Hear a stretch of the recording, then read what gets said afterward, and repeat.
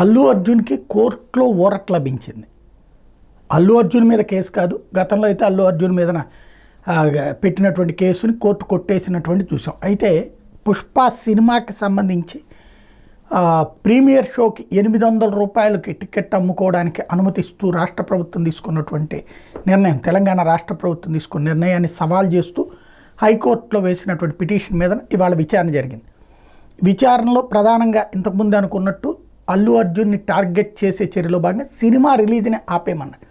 ఇది తేలేదాకా సినిమా రిలీజ్ని ఆపేయమని కోరారు. మామూలుగా టికెట్ రేటు గురించి కోరా, సినిమా టికెట్ రేటుకి సంబంధించి తేలేదాకా సినిమాని ఆపేయమంటామంటే దాని వెనకాల ఖచ్చితంగా ఒక కుట్ర ఉంది, ఆ సినిమాని ఆపాలని. అయితే హైకోర్టు దానికి నిరాకరించింది. సరే, టికెట్ రేట్లు పెంచుకోవడానికో లేకపోతే ప్రీమియర్ షోకి ఈ రేట్లు ఫిక్స్ చేయడానికో కారణాల మీద విచారణ చేద్దాం, ఈ దశలో సినిమా రిలీజ్ని ఆపాల్సిన అవసరం లేదని న్యాయస్థానం తేల్చి చెప్పింది. తద్వారా ఊరట లభించినట్టయింది.